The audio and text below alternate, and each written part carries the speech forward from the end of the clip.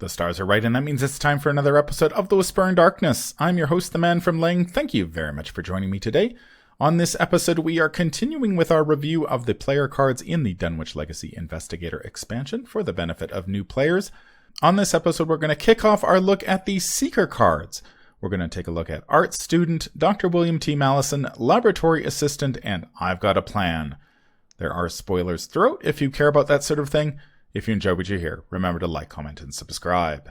Just a quick reminder of how we rate cards here on The Whisper in Darkness. The best of the best get an Elder Sign, while the worst of the worst get an Auto Fail, and the cards in between get a +1, 0, or Elder Thing respectively. Cards that you build around or are good in one particular deck get a Bless token, while cards we believe are destined for the list of taboos or are simply bad for the game get a Curse token. Before we get started, I'd like to thank the patrons of this channel for their tremendous support.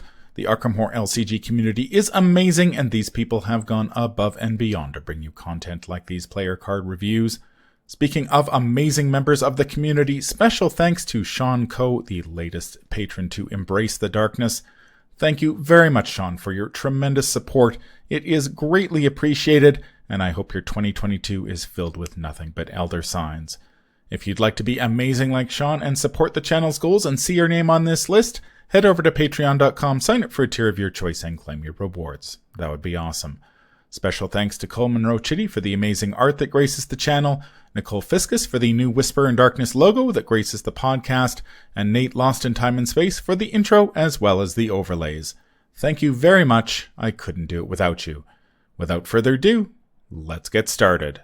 Welcome back, everyone, to our review of the Dunwich Legacy Investigator Expansion for the benefit of new players. We are moving on to the Seeker cards in the box. This is part one of a 4-part series. We're going to kick things off with Art Student. It is a 2-cost asset with an intellect skill icon, the ally and Miskatonic trait. As a response, after Art Student enters play, discover 1 clue at your location. It has 1 health and 2 sanity and takes up an ally slot. Thoughts about the Art Student? I've always really liked Art Student, especially in Roland. It's really quite nice in Roland. Since he only has 3 intellect, it's kind of hard for him to investigate just by taking investigate checks. And since he grabs clues from defeating enemies, you can just play Art Student to grab clues in the downtime, which is really nice. And the fact that it also has 2 sanity soak for Roland is really nice as well. You know, because once you play it, it's fairly disposable at that point. So, you know, paying 2 resources for 2 horror soak and a clue, that's some value. That's pretty good. Yeah, it is. In fact, I like to think of Art Student as like an event with some horror soak attached onto it, because you pay your 2 like an event, you get the clue, and then at that point, you don't care what happens to it. Even if you overwrite your Art Student with an ally you really care about, like in Roland, maybe a Beat Cop, in a Seeker, maybe a Dr. Milan. Yeah, because you don't care, because you've already gotten the main benefit out of it, which was the clue. Yeah, Art Student's really nice. It's also really nice for discovering clues on like 4 shroud locations. Yeah, without having to like boost the test really high and then draw a -4 and fail anyway. It's quite good, especially in like an off investigator like Roland. Yeah. Yeah, I imagine most main class Seekers want an ally like Milan Christopher, you know, so they can just investigate and get more resources. But off class Seekers like Roland really benefit from a card like Art Student. Yeah. Because like you were saying, they don't necessarily have the intellect, but being able to like grab a free clue off a 4 shroud location makes scenarios a lot easier for them. Yeah. Also, Art Student works really well in the Dunwich cycle of investigators, like Ashcan Pete and Jenny and Jim, because of that ability to get a clue off of a 4 shroud location, you know, without having to make an investigate test. So like Ashcan Pete, you know, he might be, you know, ready to go with Duke and all, but, you know, if Duke's exhausted, he doesn't have as many options. So Art Student's kind of perfect at that point. You know, same with like Jim and Jenny being able to get a clue on a high shroud location without having to throw their whole hand into the test is quite nice. Yeah, the ability to discover a clue without making a skill test is huge, especially in the Dunwich cycle with the investigators who can take 5 cards from any class. Art Student is very splashable. Obviously nice in Roland for the sanity soak as well as the clue discovery. The Miskatonic trait becomes more relevant as your card pool expands. When you pick up Miskatonic Archaeology funding in the Harvey Walters starter deck. I don't know if that deck is there yet, but Art Student is an option for that. I think the biggest issue with Art Student is just the competition for the ally slot. The main class seekers at this time, like Daisy and Rex, don't really need her. They do a pretty good job of discovering clues all on their own, and they have Dr. Mile and Christopher. And so she struggles to find a spot in that deck. I think as the card pool has grown, her stock has actually gone down a little bit, simply because we've just received so many good allies that I can't remember the last time I actually put Art Student in a deck. Maybe Roland, but yeah, we got some playstyle differences going on here. Yeah, I just feel like she hasn't made the cut as often as she used to. Like during Dunwich, I played her a lot. But recently she seems to have taken a backseat to some of the other allies that are available. But I mean, her, between the ability to discover a clue without taking an action or a test for that matter, and that soak, she's very, very nice. Yep. I had success using her in Trish. Makes sense. I get it. Yep. It's very similar to Roland in that, sometimes you just want to get free clue discovery, and this is a really nice way of doing that because it also provides Trish with soak that she needs. Yeah. And for those unaware, Trish gets a free evade when she discovers a clue when there's an enemy at her location. So you can take the attack of opportunity to play the Art Student, grab the clue, get the free evade, and then go about your business. Or discover 2 clues if you really want. Yeah, it's true. How again, any off investigator. Yeah, that's quite good. So here's a real question.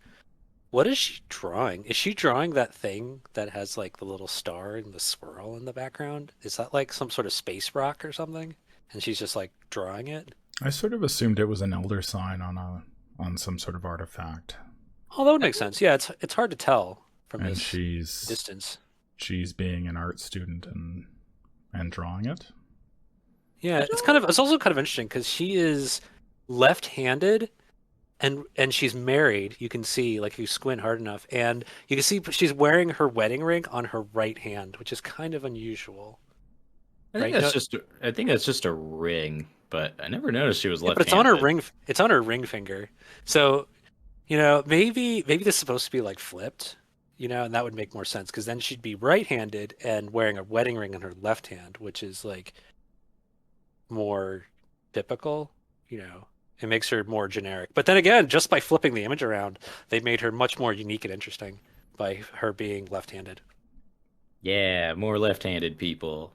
So how would we rate the Art Student? I have a soft spot for this card. I'm going to give it a +1. I quite like this card. I tend to favor off-class seeker investigators, and Art Student tends to be pretty good in the investigators that I like playing. So maybe a 0 once you expand your card pool, but I still think this card's pretty good. Like, if you're willing to play something like Intel Report or Working a Hunch in your deck, I think this is worth considering just because it gives you 2 extra soak. I'm also going to give this a +1 as well, because I think when it comes to level 0 allies or events with sanity soak attached, like this is pretty good.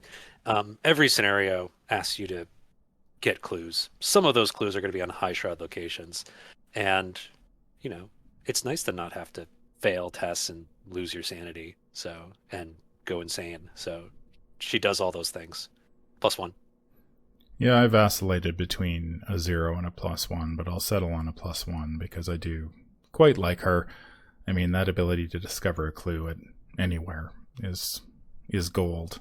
A lot of the time there's pretty much every scenario has that one location that you dread investigating, whether it's, Miskatonic University in the Midnight Masks, or that's the one I always come back to. But there's always a location like that, and the ability to just drop the Art Student, grab that clue, and then sacker to some effect that comes along, so you can play the other ally that you want to play is very, very nice. The next card we're going to talk about is another ally. This is Dr. William T. Maleson working on something big. He is a 1-cost asset with a willpower skill icon, ally, and Miskatonic trait. As a response, when you draw an encounter card, exhaust Dr. William T. Maleson and place one of your clues on your location.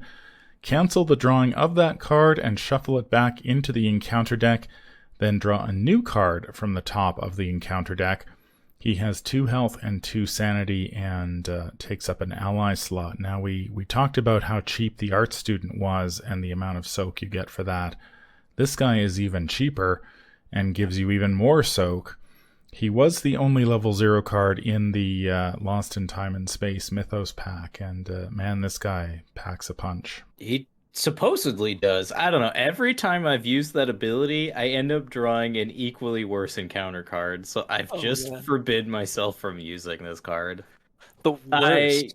I get what it's trying to do, in that you, like, say you have one particular encounter card, something like Beyond the Veil, for instance, that you really cannot afford to have resolve. Maleson, he's got your back. But every time I've used his ability to do something like that, I either draw the card again or I draw something equally worse. Yeah. So my experience personally has been tainted. But even just for 4 soak for 1 resource, that's pretty good. Yeah, that's the good part about him, is the fact that he gets 4 soak. Also a decent choice in Roland's, by the way, because he gets beaten up a lot. But William Maleson, the problem with him is that it's even worse when you draw the exact same encounter card that you shuffled back in, because you're terrible at shuffling. And you end up the card you shuffle in just makes it to the top, because you just by force of physical habit. I may have done this before. So even without the ability, though, just the extra soak is just the 2 and 2 for 1. That's like pretty unparalleled. Is he still the only guy who's 1 cost for 2 of both? I think so. Yeah. I can't think of anybody offhand who gives you as much soak as he does for so little. One thing that is worth noting about William Maleson is that, unlike other treachery cancellations, first of all, he can cancel enemies. Ward of Protection can't do that. Also, he cancels the drawing of the card. So that includes Surge, which things like Ward of Protection, they only cancel the Revelation effect. So there are some corner cases where this guy does a little more than your typical treachery cancellation, because he cancels the whole card. In lower player counts, though, that placing a clue on your location is a lot more detrimental than it is in 3 or 4 player. Oh yeah. Your decks aren't built to scoop up clues like they would be in a multiplayer game. Yeah. So, you really have to have a very specific target in mind when I think you use his ability. Something like Beyond the Veil, I think, is a good instance, and it makes a lot of sense why he's in this box. Beyond the Veil, I think, is the prime example of a card you'd want to cancel with him. But yeah, there are times where, like we were saying earlier, you shuffle the card back, you draw something equally worse, and now you're behind. Yeah. So you really have to consider that loss of tempo in exchange for that, that exchanging of the encounter card. Yeah, it's also worth noting that it's very tempting to run him for encounter card cancellation at 0 XP, because he's 0 XP, so you can bring him in the very first scenario of the campaign, and when you're playing a 0 XP deck, you might not be well equipped to catch up from that loss of the clue and still getting an encounter card anyway. So yeah, it's just something that's worth noting, because it's very tempting to bring him at 0 XP just to like cancel Ancient Evils, in say 3 or 4 player. But since you're a 0 XP deck, you may not be ready to recover the loss of that clue. And you have to be careful of the shroud value of the location you use them on, right? That's true.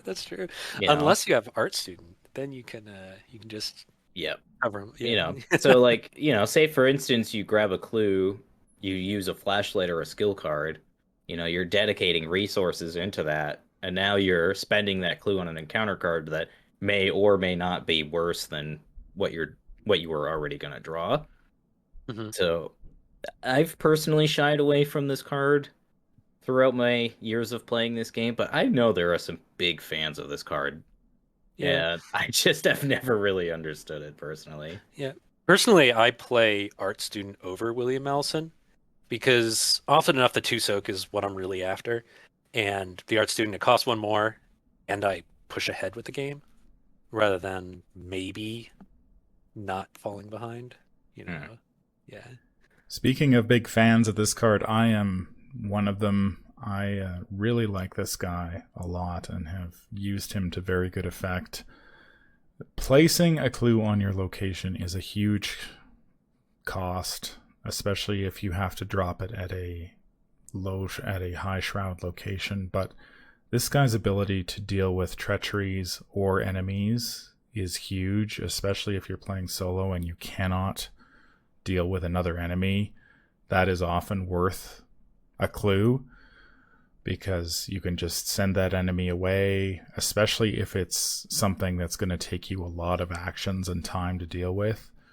I much prefer to just send it away and take my chances rather than have to be like, okay, well now it's going to cost me 2 or 3 actions to kill this thing or evade it, or it's going to hunt me or something like that. This is really the outside of ward of protection. There aren't that many effects like this at this stage of the game, so he is very useful for people like Roland who don't have access to sort of treachery cancellation or seekers. Really at this stage, mystics have the lion's share of the treachery cancellation, so this guy comes in.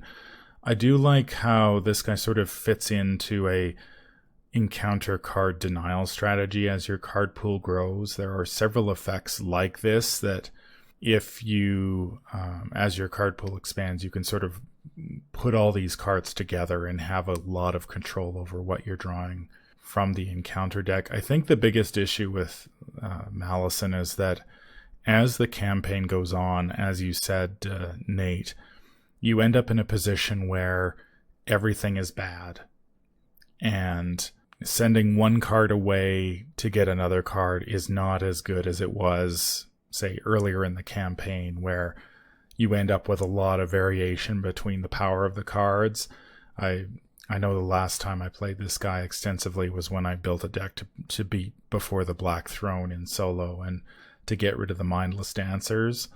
This guy was huge because you can just say, nope, I don't want to deal with a mindless dancer. The problem in that scenario is a lot of the treachery cards are just equally bad. And so you have to be prepared for that sure, you're getting rid of a bad card, but you're probably getting a bad card in exchange. So you have to be very selective about what you are getting rid of. But this guy can also just save you a game, to be honest. Like if you draw the wrong card at the wrong time, you can drop a clue and basically, there is a risk that you will draw that same card again, but he can win you a scenario. This the whole idea of dropping a clue is something that the designers explored in Seeker. We haven't actually seen that much lately. It was sort of, there was a period where we saw a lot of cards that involved dropping clues. We saw the Forewarned in a later set. There's another, what is that? Quick Study, I think it's Quick called. Study. Mm-hmm. So this is a sort of a theme that ran through a few cards, but we haven't seen it all that much lately, which is, I'm kind of curious why they sort of moved away from that. How would we rate this guy? I'm debating on, he's not a blessed token in that you build around him, but I kind of think he's a blessed token in that you have to consider what encounter card you're going to be canceling with him if you plan on using that effect. But he's got so much soak and he's so cheap that even if you never use that ability, it's still pretty good. I'm gonna land on a 0. I think that's he's a solid card. Even if you never use that ability, it's solid. And like we were saying earlier, there are certain encounter cards that are most definitely worth using this on. So Yeah. I think a 0 is a good spot. Yeah, he feels like a fine card. Just the fact that if it was like blank, he'd still be pretty good for the 1 cost for 2 health and 2 sanity. The fact that he takes up the ally slot, depending on your deck, could be nasty. You may not be able to afford spending your ally slot on just soak. I can see why he would be probably better in solo play because that card you shuffle back in, you may not see it ever again. Whereas in like 4-player, it's coming back pretty soon.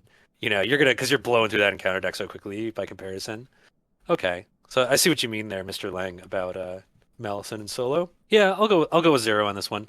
I'm going to go +1 simply because I think as a solo player, this guy can be pretty important. Just beyond the soak. I mean, the soak already makes him pretty good, and then the ability to get rid of a card that in solo you may never see again is very good. I do agree though that if you're playing multiplayer, this guy's stock probably is closer to a 0 simply because you're going to blow through that encounter deck so quickly that shuffling one card away just doesn't do enough. Especially whereas in solo, especially in some of those later scenarios, I'm thinking of something like Where Doom Awaits in Dunwich that has a huge encounter deck. Like it's got 30 plus cards in it. So if you draw an enemy, chances are you're not going to see it again later in that scenario. So I do like that guy for that reason.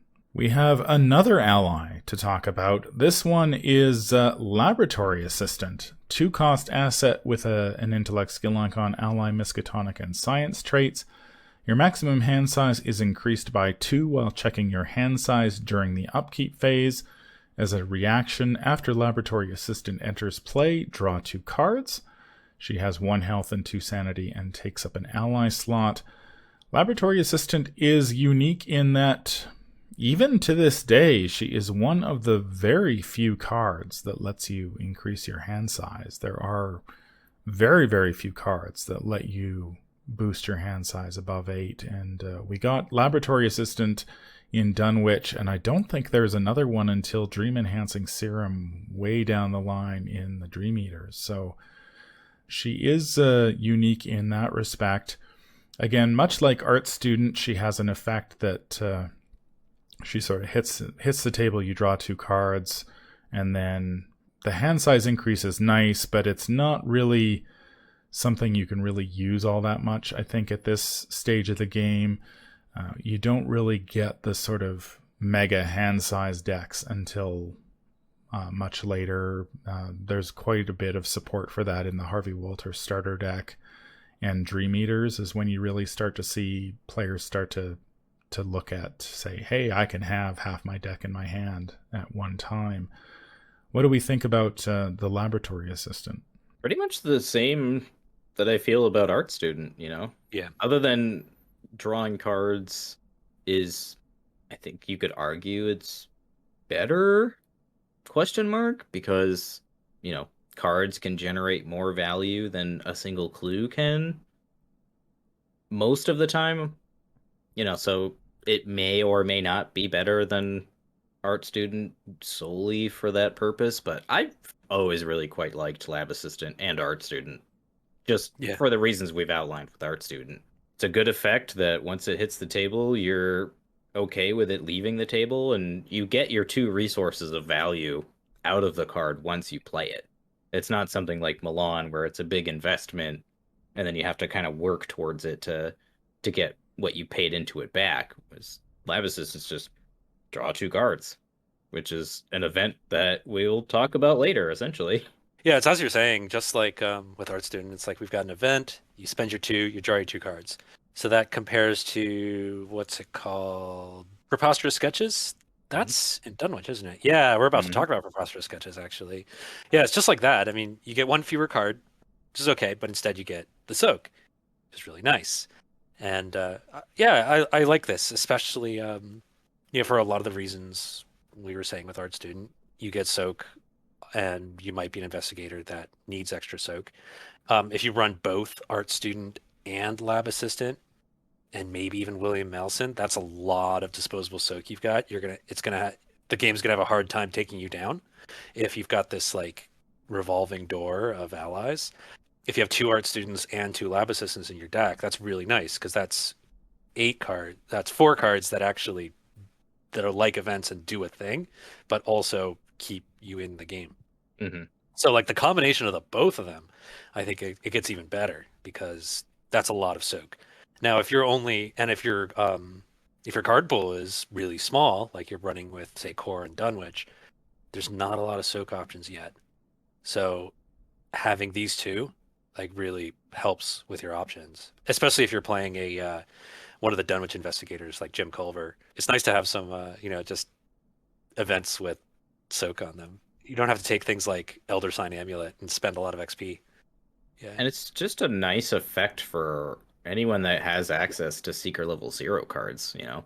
Drawing cards is always good, Yeah. and certain classes really need the card draw. Exactly. Yeah, ironically, Seekers seem to be the class that doesn't need the effect all that much. Whereas like Roland Banks and like Roland Banks and the Dunwich investigators seem to like it. Rogues at this point don't have like good card draw at all. So Lab Assistant, I think at Jenny's quite useful because she's got the money to pay for it. So you just get yourself some sanity soak and draw some cards, which is what you're really after. Yeah, we talked about this during our review of the Guardian cards. There are very, very few Guardian cards that let you draw cards at this stage of the game, and they usually require you to jump through some hoops in order to do it. So having a card like Laboratory Assistant is great for Roland, where if you do want the card draw, then here it is. The maximum hand size increase, not really that impactful most of the time, but you're probably going to sacrifice her. I think I have played sort of the big hand deck, and I think in that style of deck, she tends to stick around longer just because her effect is so rare that if you're trying to, say, have 10 to 12 cards in your hand, you really kind of need her to stick around to get you to that level. There just aren't that many cards that do it. But at this stage of the game, you're going to play her, draw 2 cards, and then probably sack her. And I think the biggest question for Roland is, he's just got so many good allies at this point. You've got the Beat Cop you want, you've got Brother Xavier, you've got Art Student, you've got Lab Assistant. A lot of these Seeker allies are really better outside of Seekers than they are for the Seekers themselves. So that is something working against her. It's just competition for the ally slot starts to really ramp up once you start to expand your card pool, even with just Dunwich, and trying to decide which mix of allies you want to play can be challenging, especially if you're unwilling to spend the 3 XP on Charisma. That is an option, but sometimes you just, especially when you're playing Dunwich, that sort of Charisma tax of 3 XP can get is quite pricey when you're earning so little XP as you are in Dunwich. How would we rate the Laboratory Assistant? I think the Lab Assistant deserves a solid +1. This is a card I come back to a lot in deck building. It's just a good effect with extra soak. Like, there's really not much more you can ask for. It's cheap, it's soak, it's card draw. Do I need to say anything else? Say it's a Magali art. That makes it even better. It's Magali art. It makes it even better. There you go. Yep. But it's not quite enough to put it to Elder Sign, for me. I'd say still +1, even though it has Magali art. Yeah, just like I'd consider this an alternative to Art Student. If your deck needs card draw more than it needs clue discovery, you can run both Lab Assistant and Art Student in the same deck, and you're probably happy. Yeah, she's just all around very good. I'd give her a +1. Between Art Student and this one, I tend to play Art Student more because I value you solo player. Yeah, it makes sense. That clue discovery more than I value the card draw. So given the choice between the two, I almost inevitably end up running Art Student. But it's hard to ignore the fact that card draw outside of Seeker is a rare thing, and given that all of the investigators in the box can take this card if they want some card draw is pretty tough to ignore. So while I might give this one a 0 simply from a solo's perspective, I think she probably deserves a +1 just because anybody can take her, and anybody all of the investigators in the Dunwich Legacy box can take her, and then Roland can take her as well, which is pretty nice if you playing Guardian and you do want a little bit of card draw and soak in there. She's a nice option. I do want to get around eventually to building that Miskatonic Archaeology funding deck to see if there is enough. There just doesn't feel like there's enough allies with the Miskatonic trait yet to really have sort of what you need to play that deck, but I don't have much experience with it, so I could be wrong about that. There is, once you expand your collection and you can get some of the experienced Miskatonic allies like Abigail Foreman and Witten Green and those more expensive allies. Like once you have a combination of like those plus maybe Milan, I believe Milan is also Miskatonic traded. So like combination of Milan plus Witten plus a revolving door of like art student and lab assistant. Now you're getting +2 intellect, +1 willpower. You're drawing cards, you're gaining resources. That seems pretty good. And don't forget, one of the best allies in this box is also Miskatonic traded, but we won't get to talk about him for a little bit yet. That's right. I forgot about that. The next card we're going to talk about is our first event. This is I've Got a Plan. It's a 3-cost event with an intellect and combat skill icon, insight and tactic trait.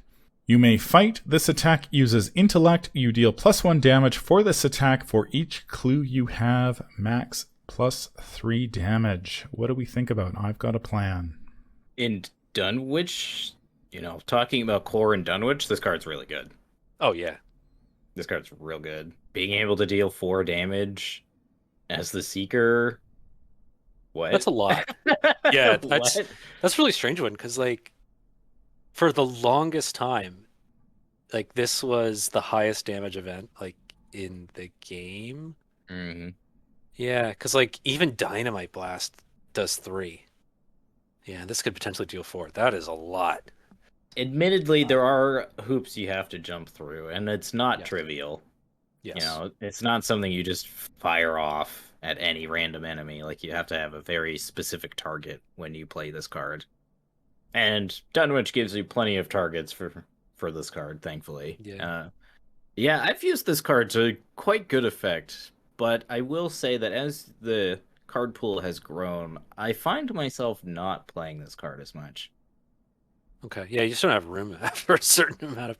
It's a combination of that, plus the fact that you have to have the clues in order to deal the damage actually becomes less of a consistent thing within scenario design.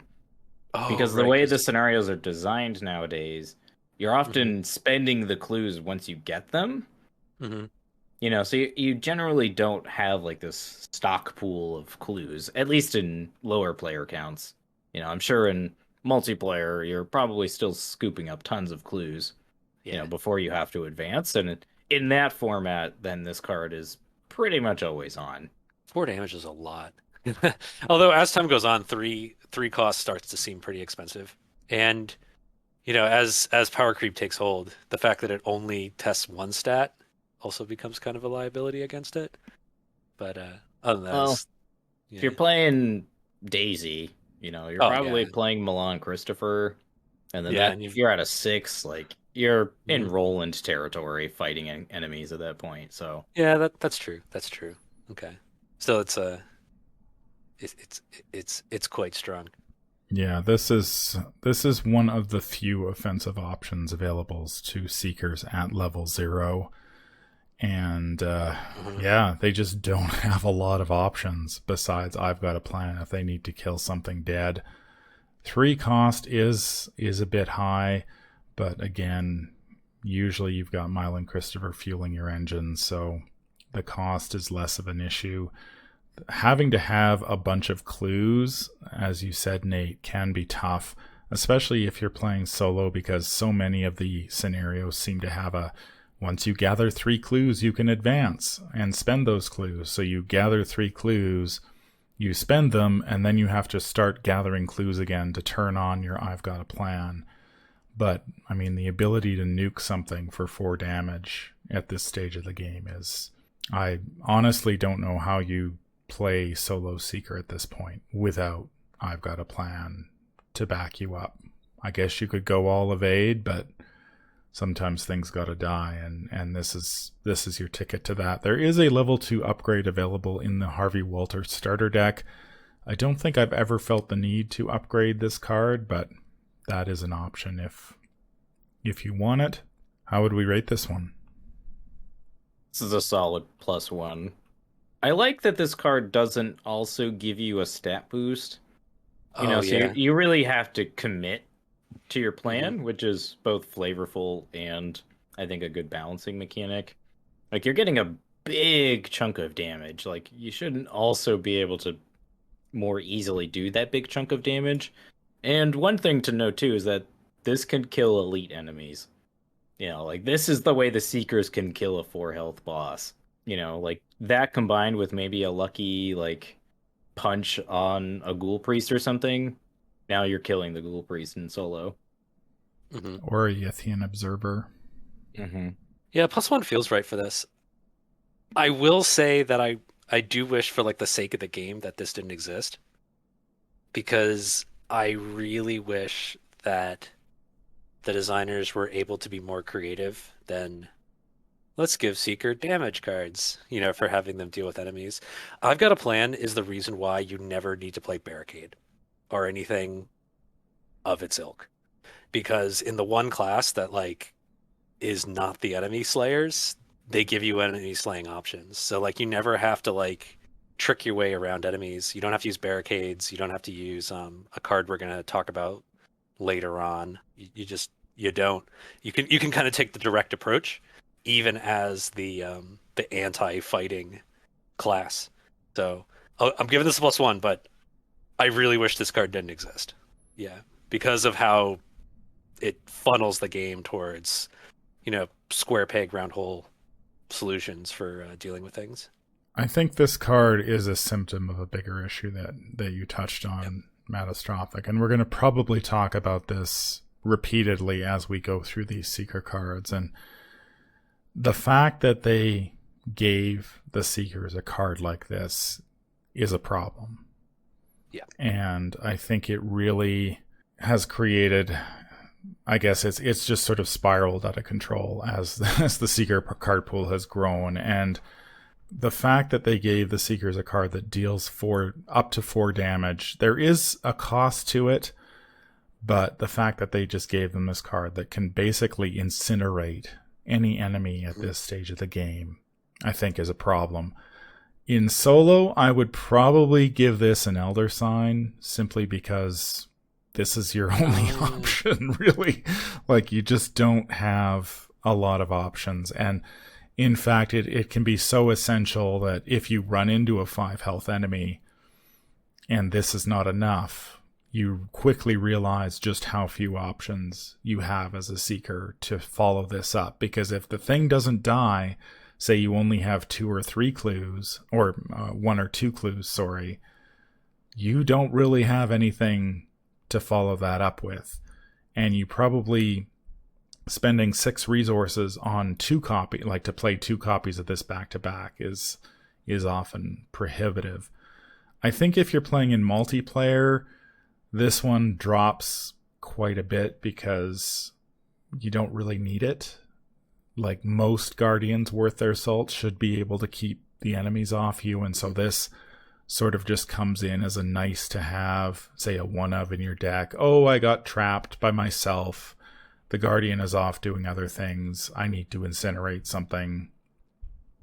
And you can play this and get yourself out of that problem rather than forcing the Guardian to sort of have to make his or her way across the map to save you. But I think I'll settle on a +1. It's just that the variable damage, I think, sort of reins this in enough, because it depends on the number of clues you have. And if you don't have the 3 clues to really power this up, you can often get caught short, and if you don't get that 4 damage to make sure the thing dies, you don't have a lot of options after that. Yeah. I like this card over something like Occult Invocation. For Occult Invocation gives you a boost and more damage at the cost of a couple cards in your hand. Yeah. So like that card is essentially always live, whereas there's an actual like risk you take to putting I've Got a Plan in your deck. You know, you have to get the clues, you have to then fight the enemy. You know, there's a certain cadence to it that you have to follow. I wish the designers told you, if you want to play a Seeker and you want to fight enemies, use your off class. That's why you have it. You know, it's like with this, like Daisy doesn't have to think about using Mystic to deal with enemies because I've got a plan. You know, Rex doesn't have to think about using his 5 off class slots to deal with enemies because I've got a plan. It's like it seems counterintuitive to create investigators that are able to splash in other classes and then give like the non-fighty class like a silver bullet like this. It's just, I wish this card didn't exist. Yeah, I think in the case of someone like Daisy, right, where you have off-class Mystic, you can easily play Shriveling and then have this as a supplement way of dealing damage. And then all of a sudden Daisy is killing every enemy in front of her. Yeah. Because you've got a combination of like Holy Rosary, Milan Christopher. I know this costs like 1 million resources, but we're also playing Milan Christopher. So, you know, so like you've got consistent damage with your Shriveling, and now you've got this, you know, plan in the back pocket where you're just killing the boss all of a sudden in 2 actions. Yeah, I find this card interesting also. You know, as the card pool has grown, we've talked about a couple cards in this review that have costs. We have Dr. William T. Maleson that has a cost of dropping a clue. We have I've Got a Plan, which has a cost of, depending on how many, you know, its effectiveness depends entirely on how many clues you have. And I feel like that's something that the Seeker class has lost as the card pool has expanded. These sorts of costs have simply vanished on these cards, and so it's all upside and no downside. Right. Yeah, it feels like in these earlier sets there was a real kind of tug and pull between having clues and spending them, and it felt pretty rewarding when you could like kind of manage that. But now it's just vacuum all the clues and damned be the consequences. That's going to do it for our look at the first batch of Seeker cards. Let us know in the comments down below what you think. Any final thoughts? The worst has yet to come.